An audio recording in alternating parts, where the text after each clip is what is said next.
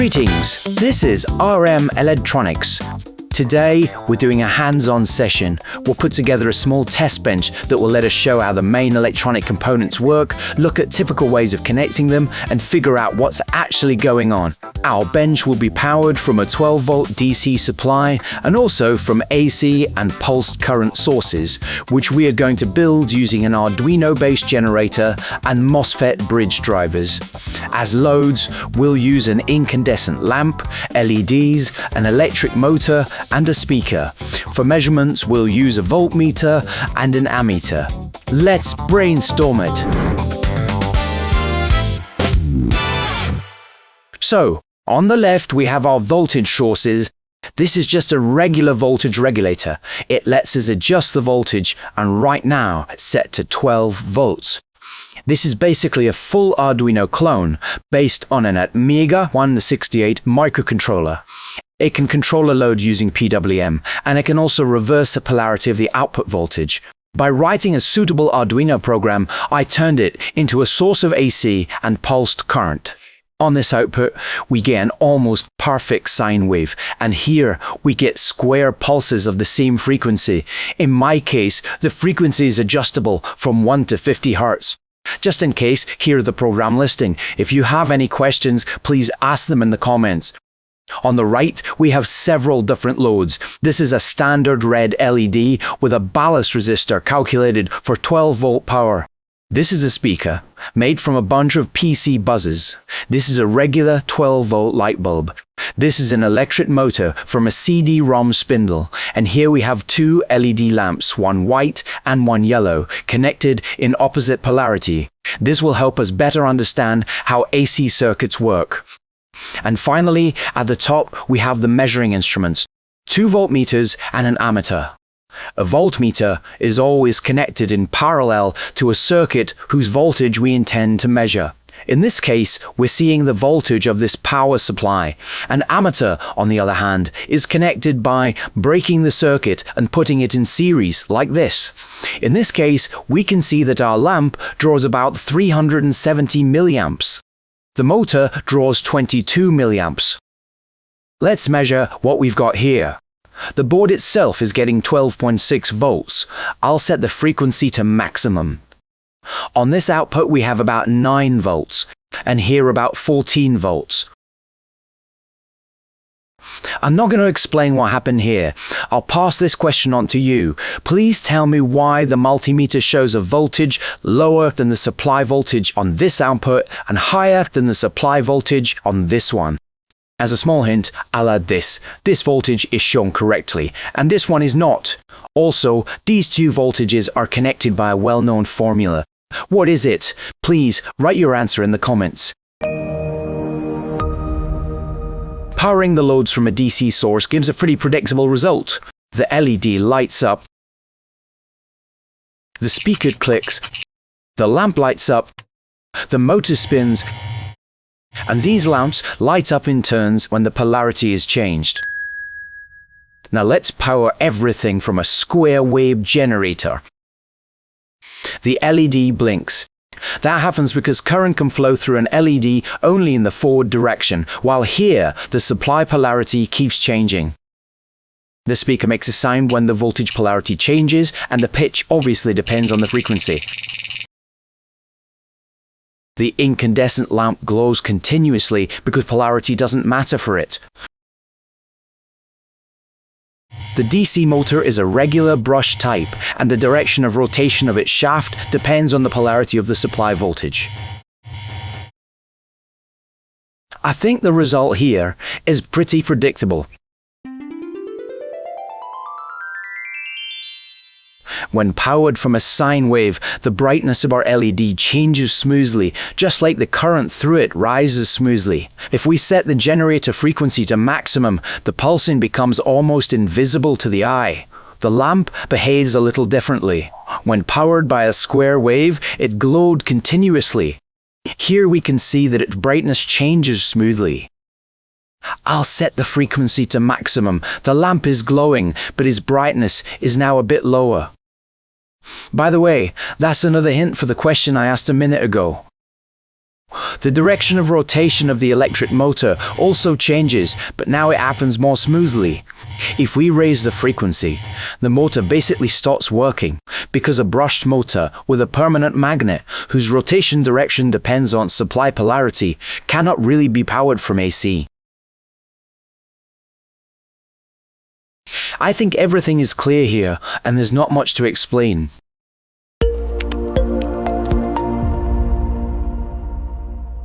Our first test subjects will be switches. In general, switches are divided into two main groups, latching and non-latching. A non-latching switch keeps its state only while you're holding it down. A latching switch remembers its state. There are also regular and changeover switches. A changeover or double throw switch has 3 terminals. Its middle terminal, depending on the switch position, connects to either of the remaining terminals. A regular switch simply closes or terminates the circuit. Switches can also be single pole and double pole. Those are basically 2 or more switches synced and stacked together. Poles in such devices, however, are connected only physically, but not electrically. So they switch on and off simultaneously, but work as separate components. Button switches can be normally open or normally closed. In a normally open button, the circuit is open by default and closes when you press it. In a normally closed switch, it's the opposite way. Any changeover switch can be used to switch between 2 loads. In one position, the lamp lights up. In the other position, the red LED lights up. A double pole changeover switch has another very common use, reversing the polarity of a load. This is often used, for example, for controlling car power windows. We apply power to the outer contacts and connect the load to the center contacts.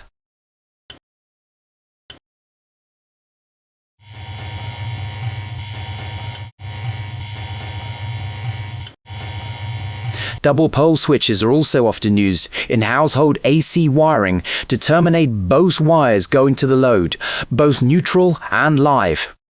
The only purpose of wiring it this way is user safety.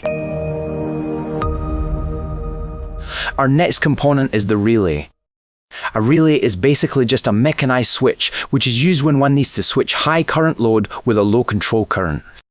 Just like a regular switch, a relay may be single or double pole, and there can be changeover or simple on-off terminals. The difference between a relay and a switch is that instead of pressing it physically, you apply voltage to its coil.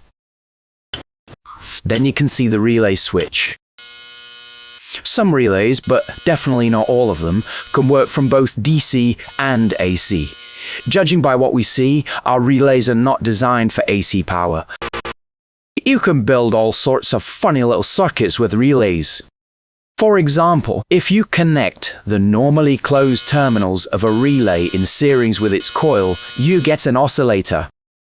This happens because the relay engages through initially closed terminals, but once it does, the terminals open and power to the coil is cut off.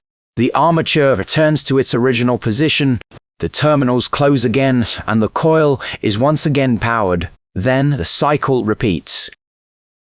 However, if you connect the coil through the normally open contacts, you get a latch. By connecting a lamp in parallel with the coil, we can watch how it works. We close the circuit, the relay latches, and it keeps the load switched on until we interrupt the power. We can add a normally closed and a normally open button to this circuit and get a nice little switch for controlling a load. These days, a device called a solid-state relay has become popular. In reality, a solid-state relay has about as much in common with a relay as a guinea pig with guinea or pigs. A solid-state relay is just an electronic circuit, usually using transistors or thyristors for switching. Solid-state means semiconductor-based, so this circuit is not really a physical relay at all. Battery.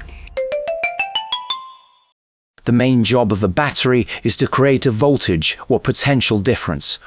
Thanks to this, when we connect to load, electrons start moving through the conductor and the energy stored in the battery starts powering the load. The voltages of power sources connected in series with opposite poles add up. The voltages of power sources connected with the same poles subtract. Right now, this 12-volt bulb is powered by a 12-volt power supply. Let's connect one battery in series with this power supply and see what happens. We can see that the bulb gets brighter. And what happens if we connect the battery negative to the negative of the power supply? We can see that the bulb becomes dimmer. The brightness of the bulb will increase or decrease more strongly as we add more batteries in series. What happens to the current when we add another power source to the circuit? Let's check connection with the same poles and connection with opposite poles. When connecting with opposite poles, the current increases along with the voltage. When connecting with same poles, decreases. Besides voltage, every battery has another very important parameter called capacity. It is usually written in amp hours or milliamp hours. But there's one big issue with amp hours. Comparing capacity in amp hours only makes sense if the batteries have the same voltage, because amp hours only tell us how much current the battery can deliver over time. Yet, the amp hour parameter does not take voltage in consideration. So, when you're out to buy a cordless drill and the two models are on the display, one with a 14-volt, 3000 mAh battery and another with an 18-volt, 3000 mAh battery. The 18-volt battery actually stores about 20% more energy because it has one more lithium-ion cell inside. So, the real unit that's actually telling is not amp hours, but watt hours, which are calculated as product of voltage and amp hours. Our next component is the resistor. The main job of a resistor in electronics is to reduce current in an electrical circuit. Our bulb, as usual, is powered from a 12-volt source, but now a 47-ohm resistor is connected in series. On the ammeter, we see the current. On the voltmeter, we see the voltage across the bulb. Let's short the resistor and let the current bypass it. We can now see that the bulb instantly turns brighter. The current in the circuit increases and the voltage across the lamp rises to the full 12 volts of our power supply. The amount of current drop depends on the resistor value. The lower the resistance, the smaller the drop.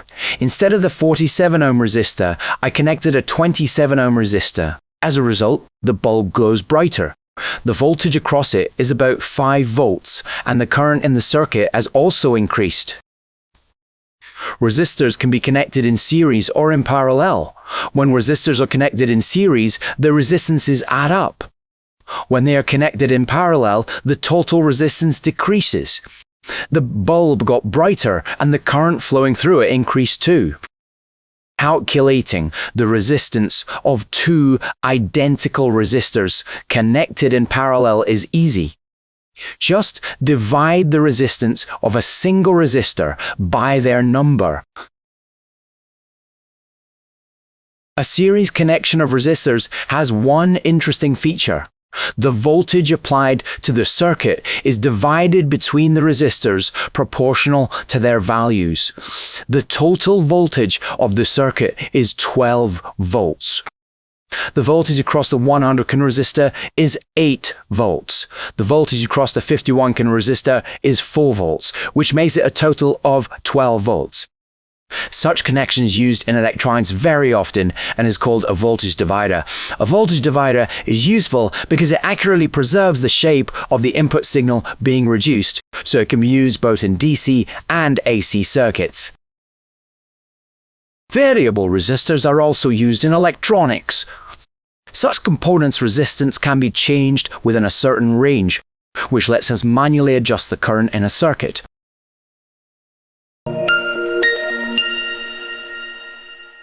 The next component is the diode.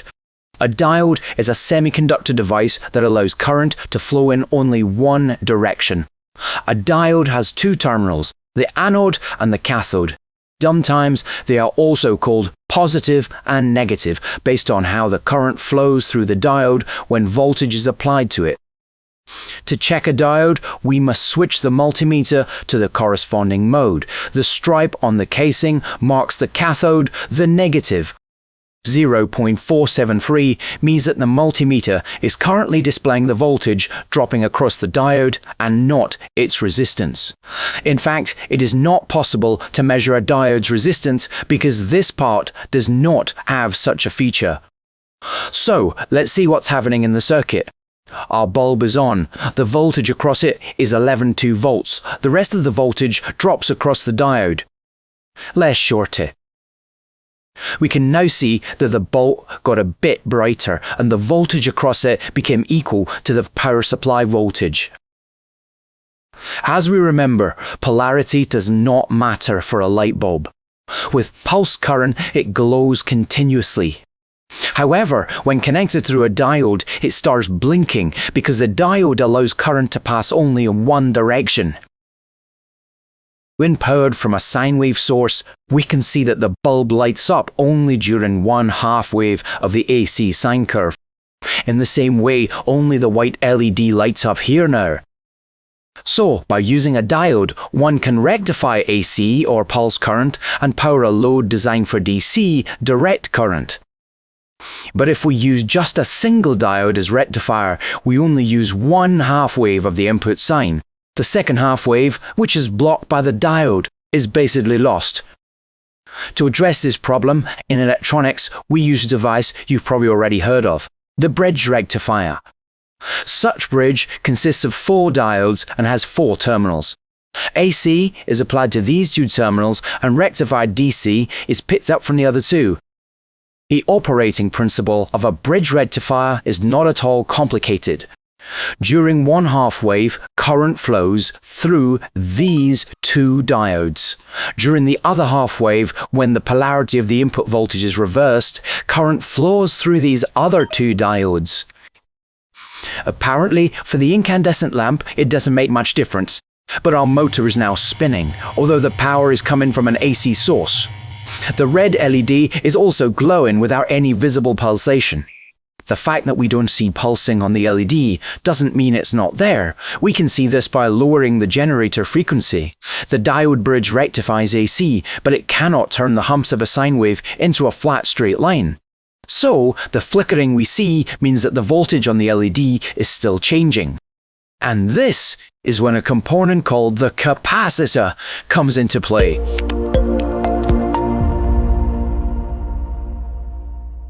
Get rid of AC pulsations. All we need to do is connect the capacitor in parallel to the output of the bridge rectifier. We can now lower the generator frequency, but even at 1 Hz, the capacitor filters out the pulsing and basically turns pulse current into DC. For the motor, this makes its RPM increase quite a lot, because with pulse power, the motor doesn't have enough time to properly spin up. A typical capacitor is somewhat similar to a rechargeable battery. You can even charge it with DC voltage and it will power a load for a while. When we connect a capacitor in parallel to the output of a diode bridge during the rising positive half wave, when the bridge output voltage is higher than the capacitor voltage, current flows through the diodes and charges the capacitor. When the wave reaches its peak and the voltage starts dropping, the voltage on the capacitor remains high.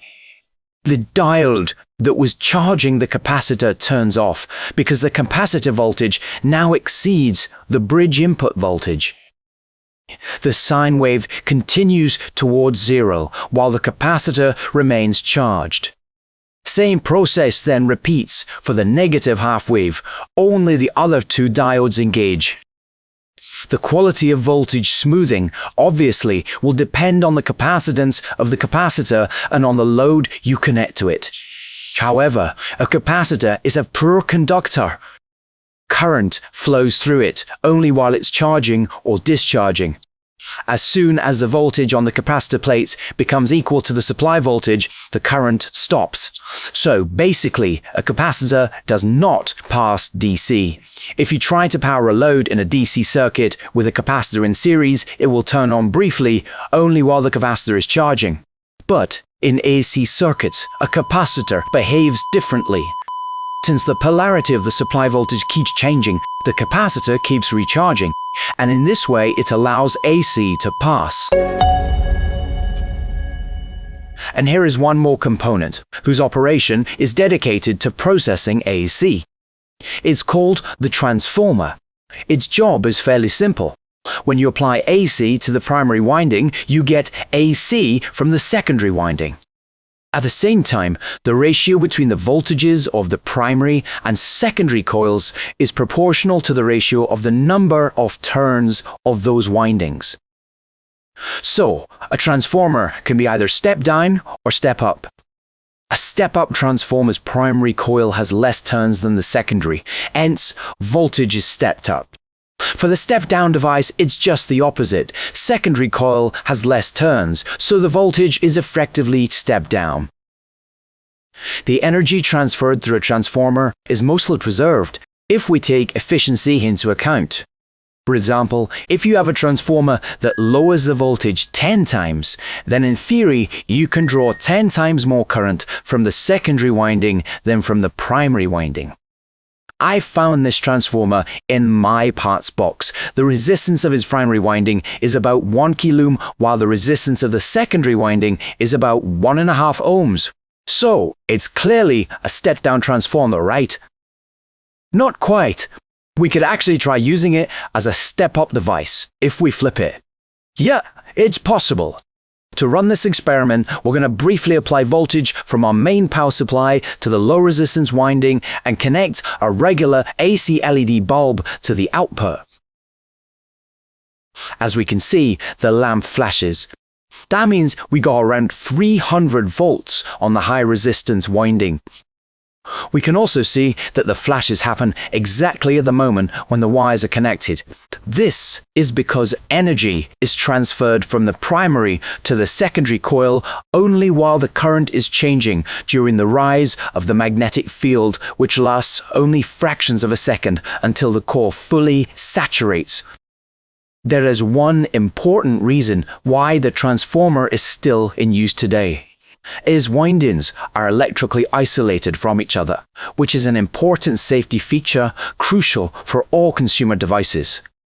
We can measure the resistance of each winding, but the windings do not have any electrical contact with each other.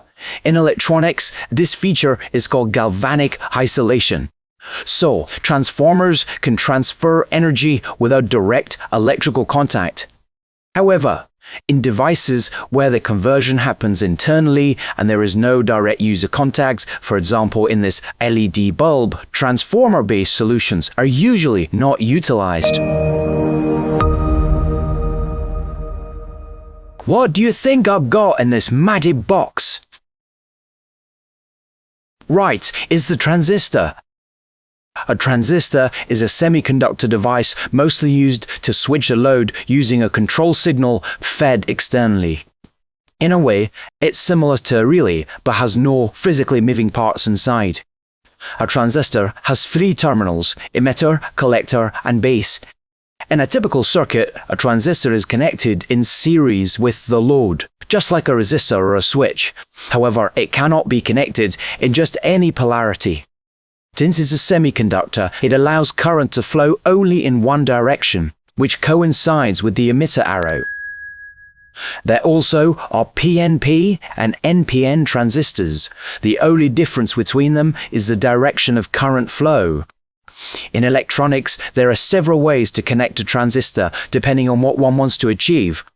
The most common way is using the transistor as a switch. If we're considering an NPN transistor, they are most common today. The emitter is connected to the negative supply rail. The load is connected between the collector and the positive supply, and the control signal is applied to the base relative to the common negative rail. Without diving deep into theory, let's look at a real example. Our first transistor circuit is built according to this schematic. In series with the collector of an NPN transistor, we have an LED. Between the ground and the base, there is a resistor. I am touching points A and B with my hands, and we can see as I squeeze the probes harder, the LED starts glowing and a current of around 6 milliamps starts flowing through it. The point of this experiment is this. The resistance of the human body is fairly high, around 400k. It's easy to calculate using Ohm's law that if I tried to power an LED from a 12-volt source using my hands as part of the circuit, the current would have been way too small for the diode to light up. But when I use the resistance of my body to apply voltage to the transistor, current amplification occurs. The current that ends up at the collector, meaning at the load, in this particular transistor is about 25 times higher than the current applied to its base through my body. And by the way, what we have built here is a device called a touch switch, a virtual button that reacts to touch instead of physical pressure. But let me remind you that any device that comes into contact with a human body must have galvanic isolation from the wall power supply.